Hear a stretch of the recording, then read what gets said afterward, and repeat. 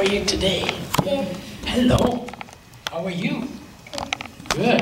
Today we made 2 butterflies. Aren't they pretty? But I'm going to finish mine. You're going to finish yours when we're finished here. Yeah. Good for you. That's good. Quite a long time ago, I found this book in amongst Jim's books. And we read this before, the story of Old Turtle. Do you remember that? Yeah. Well, I thought today is Indigenous Peoples Sunday. That means the first people who were here. And some of them used to call this land that we live on Turtle Island. In their language, that was what they called it, Turtle Island. And so that drew me to this book. And I found another book about Old Turtle that was in Jim's library, and I want to share that book with us today. Is that okay? Yeah. Good, okay. Old Turtle and the Broken Truth. Once, in a beautiful faraway land that was somehow not so very far, a land where every stone was a teacher and every breeze a language, where every lake was a mirror and every tree a ladder to the sun, to the stars. Into this far and lovely land there fell a truth.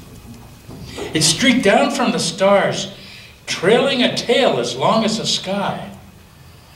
But as it fell, it broke. One of the pieces blazed off through the night sky, and the other piece fell to earth in the beautiful land. In the morning, Crow found the fallen piece. It seemed to be a sort of stone, shiny and pleasing to the eye. He picked it up. "This is a lovely truth," said Crow. "I will keep it." And he carried it away. But after he had held it for a while and examined it closely, Crow said, "This truth does not feel quite right. A part of it is missing. I will look for the whole truth." And so he flew off and dropped it on the ground. Other creatures who liked shiny things soon noticed the truth as well. Fox, coyote, raccoon, each picked it up and carried it away. But they too found that it had rough edges and was difficult to carry, and its sparkle soon lost its appeal. "We do not need this broken truth," they said. "We will find a whole one." Butterfly, like your butterflies there, and bear, they also discovered the truth, drawn by its sweetness.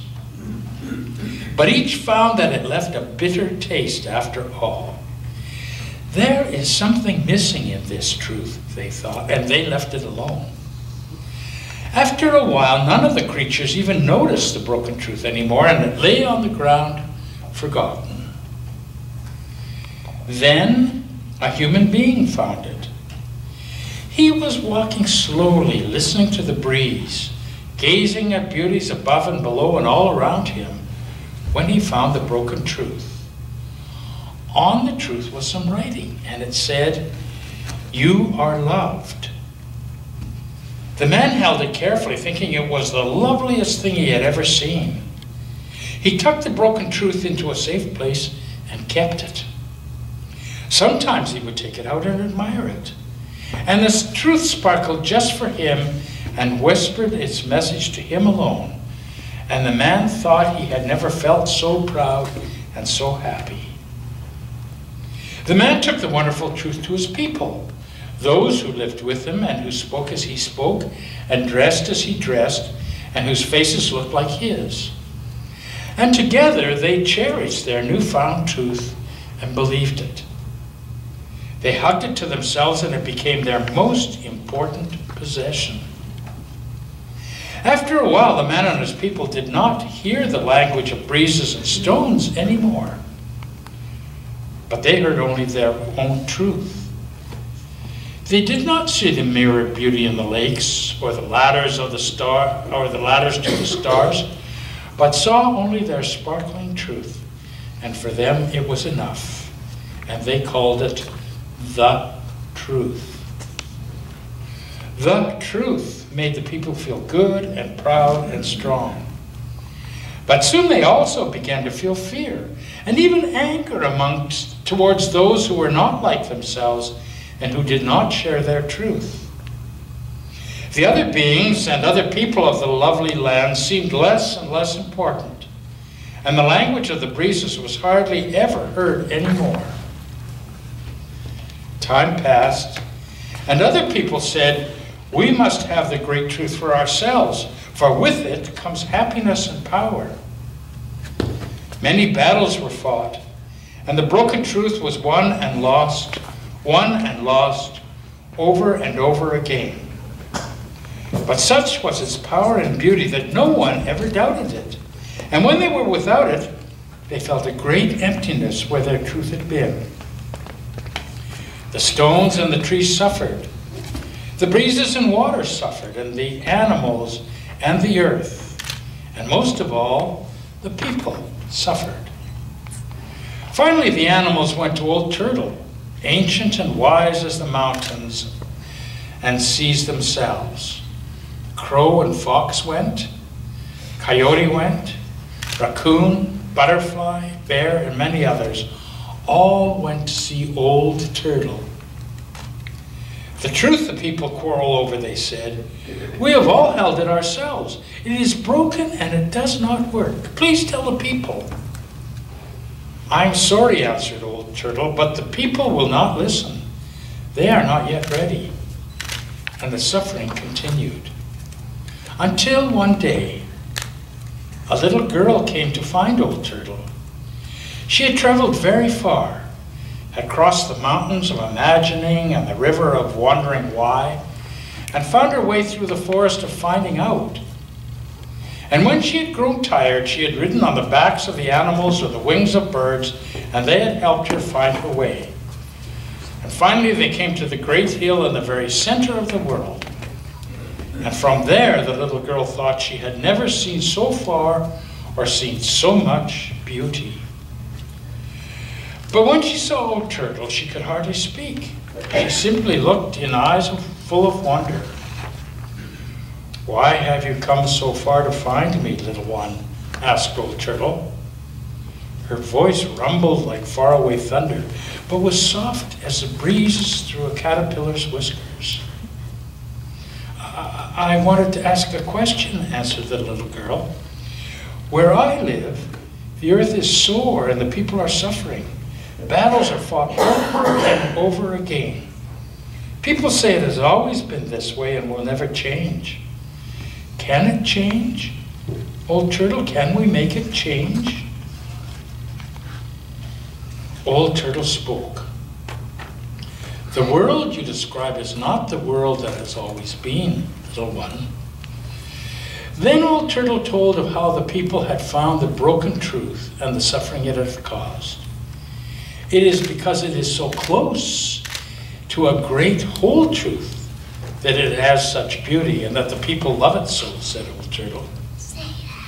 It is the lost portion of the broken truth that the people need if the world is to be made whole again. But where is the missing piece? Asked the little girl. Can we put the truth back together again? First, my child, said the Old Turtle, remember that there are truths all around us and within us. The twinkle in the night sky, the bloom upon the earth, they fall upon us every day, silent as snow and gentle as the rain. The people, clutching their one truth, forget that it is part of all the small and lovely truths of life. They no longer see these truths, no longer hear them. But perhaps, little one, you can... I'll try, said the little girl. And she thought once more of her long journey. She looked upon all the beauty that surrounded her, from the far hills to the flowers beneath her feet. She saw the movement of clouds and the soaring of birds and the dancing of light upon the green and living earth. She heard the whispering of a breeze. And gradually, A feeling came over her as though all the world were made of truths, as if the world had been made just for her and she had been made for it. And she felt a secret smile somewhere deep inside and thought that perhaps she understood. She looked once again at Old Turtle, her eyes more filled with wonder than before. And Old Turtle spoke again. "Remember this also, little one," she said.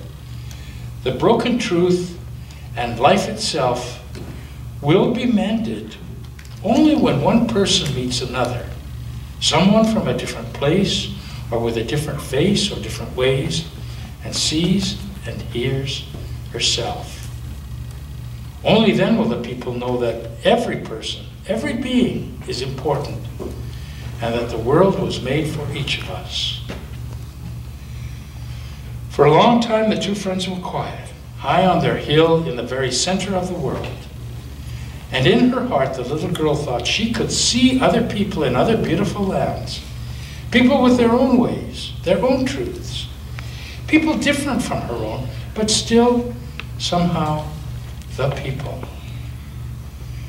Finally, the little girl asked one more question. "Old Turtle, how will the people learn these things?" "By seeking out those small and simple truths all around them," said Old Turtle. "By listening once more to the language of breezes, by learning lessons from the stones and animals and trees and stars, even turtles," she chuckled, "and little girls. Now, little one, it is time for you to go, to return to your people and tell them what you have seen and learned, and to help them mend their broken truth. Take this with you," said Old Turtle as she placed something in the little girl's hand. "I have saved it for a long time for someone just like you." The little girl looked at what Old Turtle had given her. It was a kind of stone, a mysterious, beautiful stone. It was lovely to touch, and it made her feel good to hold it. She squeezed it tightly and then tucked it away for her journey. "Thank you, Old Turtle," she said, and hugged her friend's great leathery neck. And then she started home. Once more she traveled through the forest of finding out, across the river of wondering why, and the mountains of imagining. Crow led the way, and again when the little girl grew tired, all her animal friends helped. She sometimes touched the stone Old Turtle had given her to renew her strength, and it took a very long time, yet almost no time at all, and she was home. But it had been a very long journey, and those who take great journeys of the heart are changed. The people did not recognize her, and when she spoke, they did not understand. She told them of her journey, but the people could not follow her words. She spoke of a world made of small and great truths, and all the people being one people. But they could not catch her meaning. She explained about the broken truth and the need to make it whole, but the people did not believe her and could not understand. Finally, Crow, seeing all that had happened, flew to the place high above the village where the great truth was kept, in a place where all could see it. He cawed and cawed in his loudest voice, and suddenly the little girl knew what to do. She climbed to the high place herself, and she took Old Turtle's stone from her pocket and carefully added the missing piece to the old broken one. They fit perfectly. The people looked and looked and looked. Some frowned, some smiled, some even laughed, and some cried, and they began to understand. The stone said, "You are loved, and so are they." Time passed, and upon the beautiful land, the trees climbed the ladders to the stars, the water shone like mirror, and the people saw their beauty. A breeze started, and they heard its music. Tiny truths fell by day and night, gentle as the rain and snow, and the people found them and kept them in their hearts. And slowly, as the people met other people different from themselves, they began to see themselves. And far away on a hill in the very center of the world, Old Turtle smiled.